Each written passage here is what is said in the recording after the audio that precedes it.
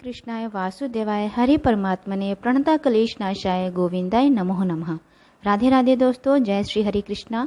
दोस्तों, आज की वीडियो में कार्तिक मास महात्म्य की पवित्र कथा पावन कथा अध्याय 3 का श्रवण करेंगे। पहले के अध्याय में हमने ये सुना था कि सत्यभामा भगवान श्री कृष्ण से पूछ रही हैं कि मैंने ऐसे कौन से जप तप किए चाहे नहीं किए जिसकी वजह से आप मेरे पति के रूप में आप मुझे मिले हैं, और मैंने ऐसे कौन से पुण्य किए थे जिस कारण मुझे ये सब सुख मिला।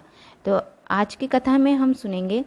सत्यभामा ने कहा, हे प्रभु, आप तो सभी काल में व्यापक हैं और सभी काल आपके आगे एक समान है। फिर यह कार्तिक मास ही सभी मासों में श्रेष्ठ क्यों है? आप सब तिथियों में एकादशी और सभी मासों में कार्तिक मास को ही अपना प्रिय क्यों कहते हैं? इसका कारण बताइए। भगवान श्री कृष्ण ने कहा, हे भामिनी, तुमने बहुत अच्छा प्रश्न किया, मैं तुम्हें इसका उत्तर देता हूँ। ध्यानपूर्वक सुनो। इसी प्रकार एक बार महाराज वेन के पुत्र राजा पृथु ने प्रश्न के उत्तर में देवर्षि नारद से प्रश्न किया था, और जिसका उत्तर देते हुए नारद जी ने उसे कार्तिक मास की महिमा बताते हुए कहा, हे राजन, एक समय शंख नाम का एक राक्षस बहुत बलवान एवं अत्याचारी हो गया था। उसके अत्याचारों से तीनों लोकों में त्राही त्राही मच गई। उस शंखासुर ने स्वर्ग में निवास करने वाले देवताओं पर विजय प्राप्त कर इंद्रियादि देवताओं एवं लोकपालों के अधिकारों को छीन लिया। उससे भयभीत होकर समस्त देवता अपने परिवार के सदस्यों के साथ सुमेरु पर्वत की गुफाओं में बहुत दिनों तक छिपे रहे। तत्पश्चात वे निश्चिंत होकर सुमेरु पर्वत की गुफाओं में ही रहने लगे।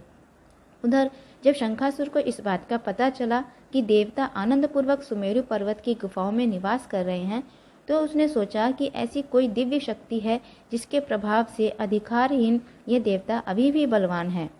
सोचते सोचते वह इस निर्णय पर पहुंचे कि वेद मंत्रों के बल के कारण ही देवता बलवान हो रहे हैं। यदि इनसे वेद छीन लिए जाए तो वे बलहीन हो जाएंगे। ऐसा विचार कर शंखासुर ब्रह्मा जी के सत्य लोक से शीघ्र ही वेदों को हर लाया।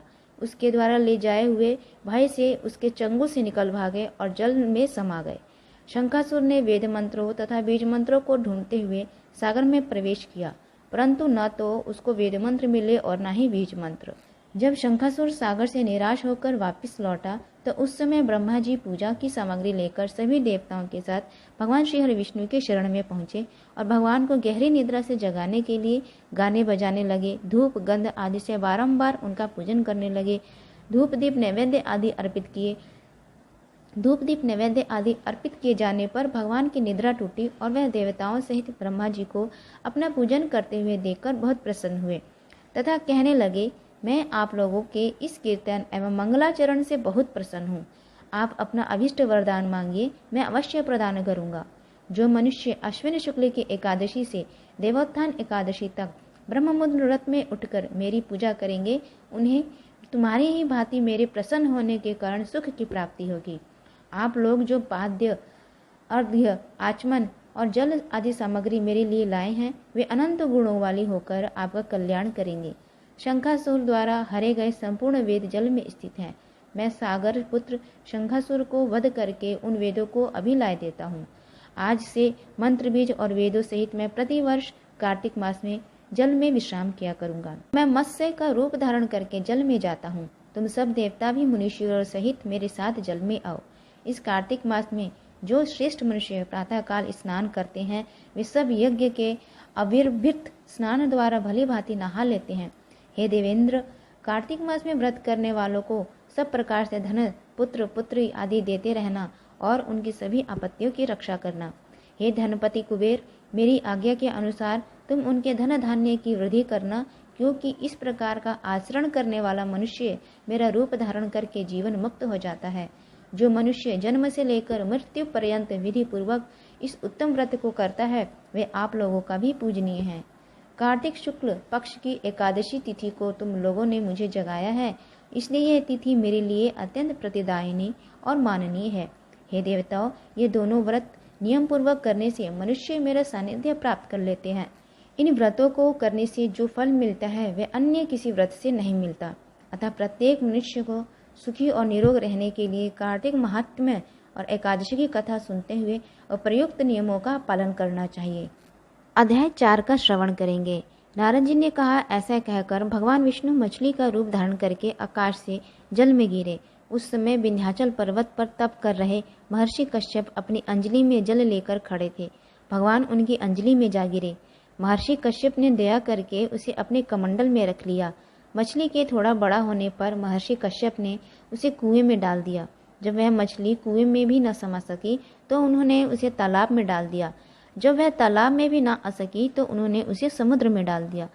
वह मछली वहां भी बढ़ने लगी। फिर मत्स्य रूपी भगवान विष्णु ने इस शंखासुर का वध किया और शंखासुर को हाथ में लेकर बद्री वन में गए। वहां उन्होंने संपूर्ण ऋषियों को बुलाकर इस प्रकार आदेश दिया, मुनीश्वरों, तुम जल के भीतर बिखरे हुए वेद मंत्रों की खोज करो और जितनी जल्दी हो सके उन्हें सागर के जल से बाहर निकाल लाओ। तब तक मैं देवताओं के साथ प्रयाग में ठहरता हूँ। तब उन तपोबल संपन्न महर्षि ने यज्ञ और बीजों सहित संपूर्ण वेद मंत्रों का उद्धार किया। उनमें से जितने मंत्र जिस ऋषि ने उपलब्ध किए वही उन बीज मंत्रों का उस दिन से ऋषि माना जाने लगा। तदंतर सब ऋषि एकत्र होकर प्रयाग में गए।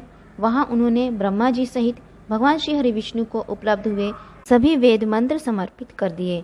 जब वेदों को पाकर ब्रह्मा जी बहुत प्रसन्न हुए, उन्होंने देवताओं और ऋषियों के साथ प्रयाग में अश्वमेध यज्ञ किया।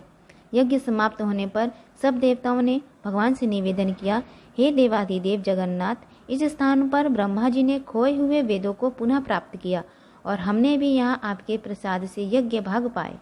अतः यह स्थान पृथ्वी पर सबसे श्रेष्ठ, पुण्य की वृद्धि करने वाला एवं भोग तथा मोक्ष प्रदान करने वाला हो। साथ ही यह समय भी महापुण्यमय और ब्रह्मघाती आदि महापापियों की विशुद्धि करने वाला हो तथा तय स्थान यहाँ दिए हुए दान को अक्षय बना देने वाला भी हो, यह वर दीजिए। भगवान श्री हरि विष्णु बोले, देवताओं, तुमने जो कुछ कहा है वह मुझे स्वीकार है। तुम्हारी इच्छा पूर्ण हो। आज से यह स्थान ब्रह्मक्षेत्र के नाम से प्रसिद्ध होगा। सूर्यवंश से उत्पन्न राजा भगीरथ यहाँ गंगा को ले आएंगे और यहाँ सूर्य कन्या यमुना से मिलेंगी। ब्रह्मा जी और तुम सब देवता मेरे साथ यहाँ निवास करो। आज से यह तीर्थ तीर्थराज के नाम से विख्यात होगा। तीर्थराज के दर्शन से तत्काल सब पाप नष्ट हो जाएंगे। जब सूर्य मकर राशि में स्थित होंगे उस समय यहाँ स्नान करने वाले मनुष्य के सब पापों का यह तीर्थ नाश करेगा। यह काल भी मनुष्य के लिए सदा महान पुण्य फल देने वाला होगा। माघ में सूर्य के मकर राशि में स्थित होने पर यहाँ स्नान करने से सालों के आदि फल प्राप्त होंगे। देवादिदेव भगवान श्री हरि विष्णु देवताओं सहित ऐसा कहकर ब्रह्मा जी के साथ वहीं अंतर ध्यान हो गए। तत्पश्चात इंद्र आदि देवता भी अपने अंश से प्रयाग में रहते हुए वहां से अंतर ध्यान हो गए। जो मनुष्य कार्तिक में तुलसी की जड़ के समीप श्रीहरि का पूजन करता है वह इस लोक में संपूर्ण भोगों को उपभोग करके अंत में वैकुंठ धाम को जाता है।